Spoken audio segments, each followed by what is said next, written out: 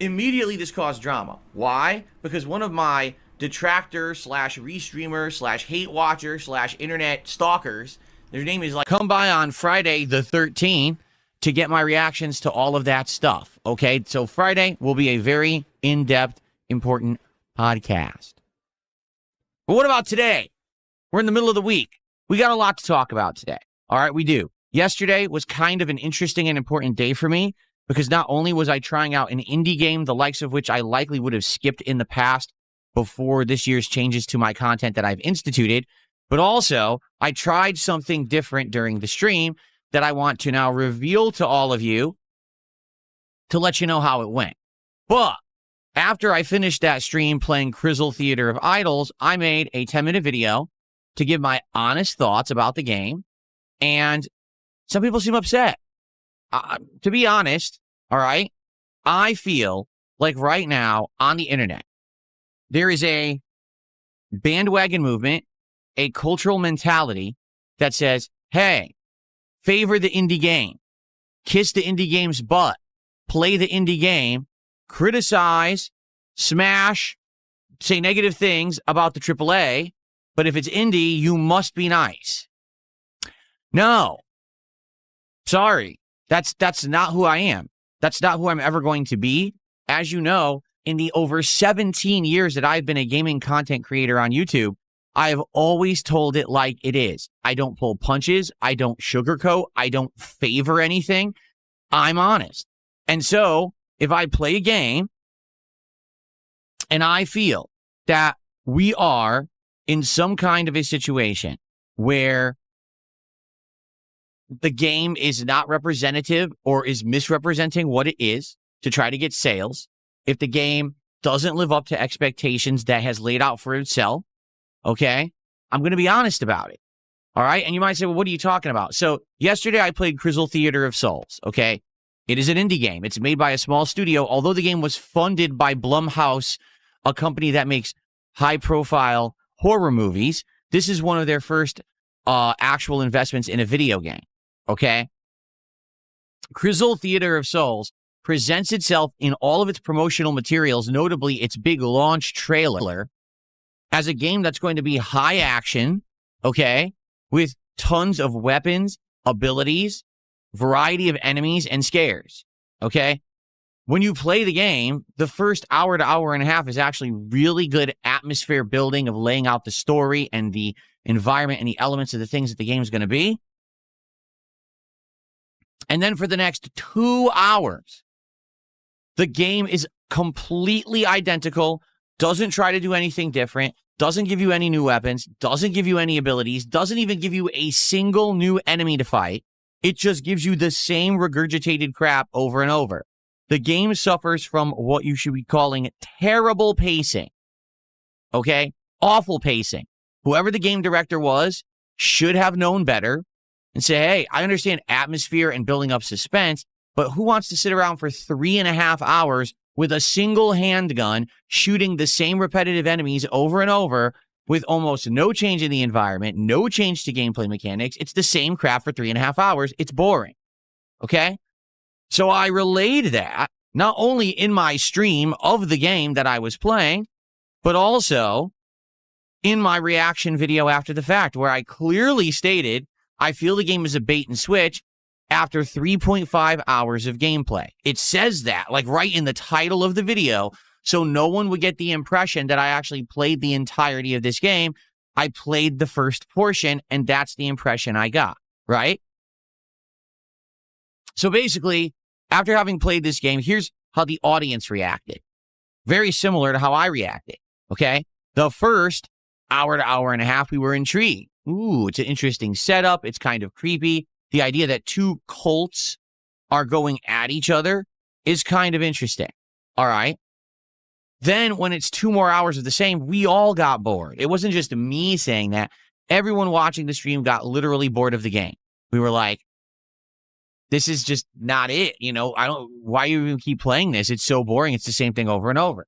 And now here's the thing. I played 3.5 hours. Maybe if I had played 5 hours or 6 hours, there would have been more to it. I mean, we found the shotgun. We just hadn't been able to unlock it yet. It looks like the game's going to force you to do a lot of gameplay and backtrack to get the shotgun. How many more weapons are there in the game? I don't know. Are there ever any more abilities in the game besides just refilling your bullets with blood? I don't know. But the thing is, in 2026, game developers need to understand one critical thing, because it's very simple. You need to hook the gamer within the first couple of hours to let us know why we want to keep playing your game. You can't have an insanely long, drawn-out intro where you're building and building and building. We got better things to do, right? Our time is valuable, and we don't want to sit around waiting for there to possibly be a payoff when you're asking so much of us when it comes to time investment. Sorry, I want to know what's good about your game before I've invested 10 hours in it. I mean, we've talked about this time and time and time again over the years. Do you remember a game that actually was really good, actually had great world design, interesting story, great gameplay elements, decent graphics, but flopped miserably? The game was called Days Gone, okay? The reason Days Gone flopped was because it was a zombie survival game with drama and survivors and different storylines set in a post-apocalyptic world. It was open world. It was third person. It had cool survival mechanics, combat mechanics, taking on giant mobs of zombies and things you'd never really done in a game before. The problem was it took over 12 hours of repetitive base destruction gameplay before you got to the good parts.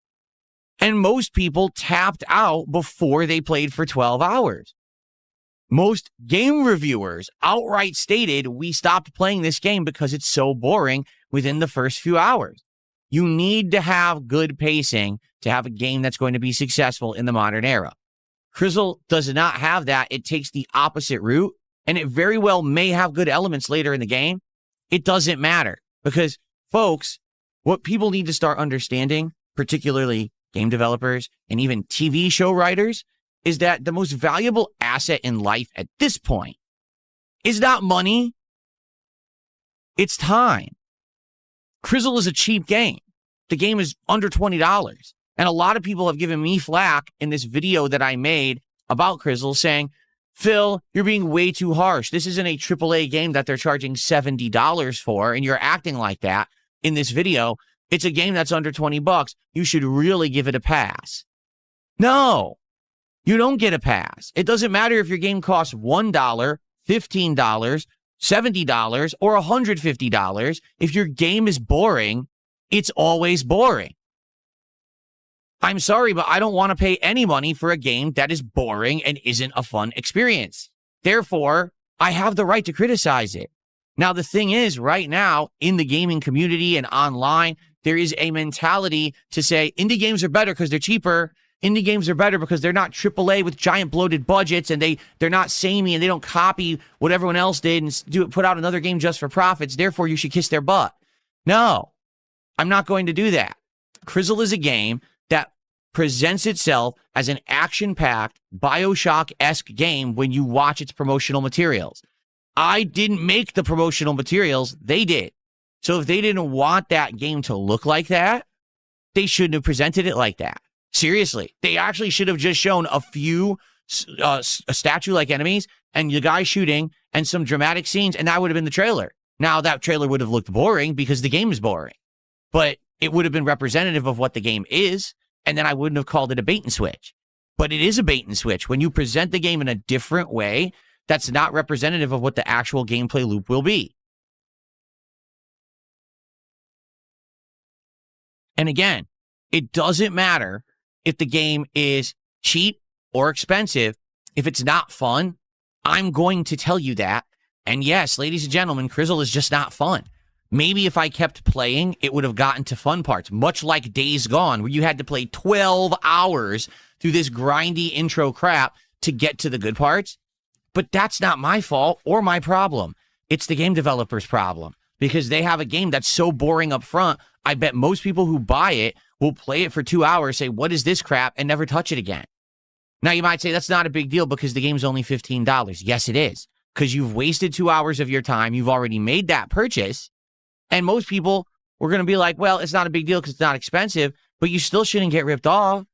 And if you bought that game thinking it is going to be like the trailer, you got ripped off. Doesn't matter that it was cheap. That's still your money and your time that has been wasted.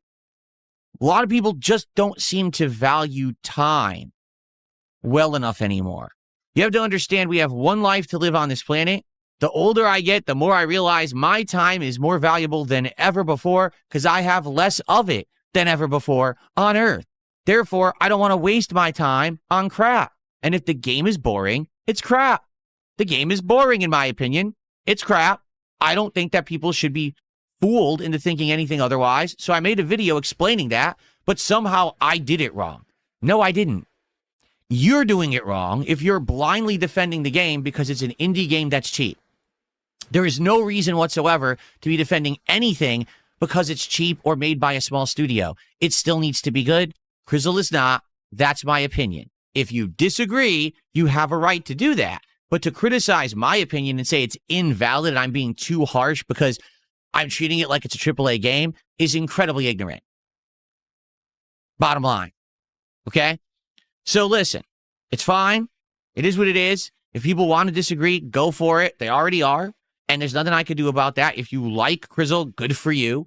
All I know is I was bored of it, and so was the audience. Everyone in the chat was bored as hell. So why on earth am I in the wrong by making a video just resonating that feeling in verbal form for 10 minutes? Anyway, so that's what happened yesterday in regards to Crizle. All right. And so you